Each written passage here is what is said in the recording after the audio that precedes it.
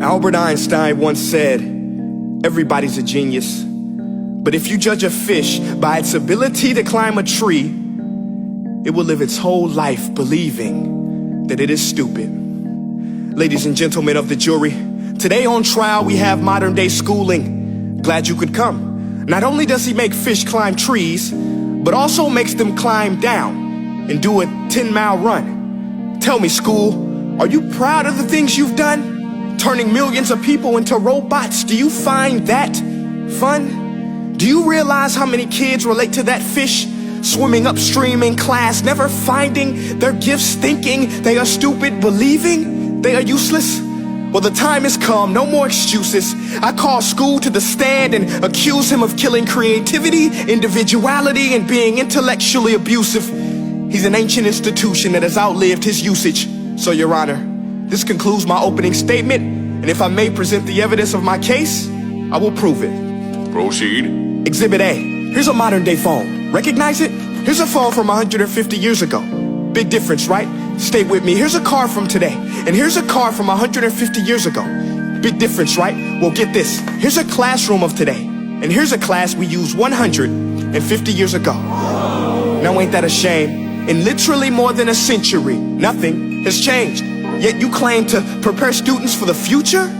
But with evidence like that, I must ask, do you prepare students for the future or the past?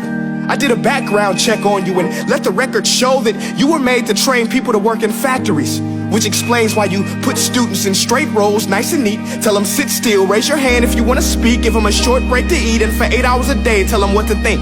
Oh, and make them compete to get an A. A letter which determines product quality, hence grade A of meat.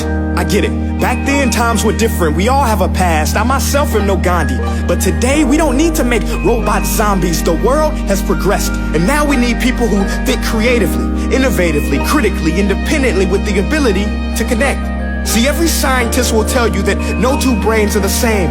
And every parent with 2 or more children will confirm that claim. So please explain why you treat students like cookie cutter frames or snapback hats, giving them this one-size-fits-all crap. Watch your language. Sorry, Your Honor, but if a doctor prescribed the exact same medicine to all of his patients, the results will be tragic. So many people would get sick, yet when it comes to school, this is exactly what happens. This educational malpractice, where one teacher stands in front of 20 kids, each one having different strengths, different needs, different gifts, different dreams, and you teach the same thing the same way? That's horrific. Ladies and gentlemen, the defendant should not be acquitted. This may be one of the worst criminal offenses ever to be committed. And let's mention the way you treat your employees. Objection. Overruled. I want to hear this. It's a shame. I mean, teachers have the most important job on the planet, yet they're underpaid? No wonder so many students are short-changed. Let's be honest, teachers should earn just as much as doctors, because a doctor can do heart surgery and save the life of a kid, but a great teacher can reach the heart of that kid and allow him to truly live. See, teachers are heroes that often get blamed, but they're not the problem. They work in a system without many options or rights. Curriculums are created by policymakers, most of which have never taught a day in their life. Just obsessed with standardized tests. They think bubbling in a multiple choice question will determine success. That's outlandish. In fact, these tests are too cruel to be used and should be abandoned, but don't take my word for it.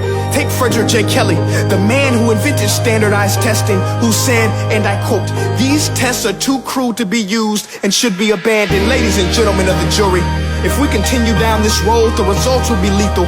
I don't have much faith in school, but I do have faith in people.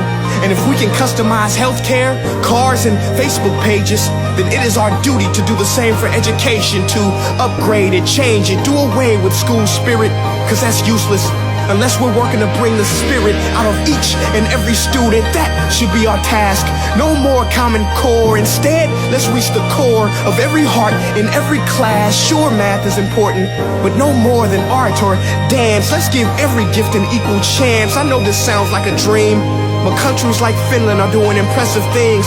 They have shorter school days, teachers make a decent wage, homework is non-existent, and they focus on collaboration instead of competition. But here's the kicker, boys and girls.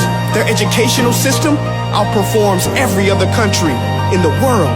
Other places like Singapore are succeeding rapidly. Schools like Montessori, programs like Khan Academy. There is no single solution, but let's get moving. Because while students may be 20% of our population, they are 100% of our future. So let's attend to their dreams, and there's no telling what we can achieve. This is a world in which I believe, a world where fish are no longer forced to climb trees. I'll rest my case.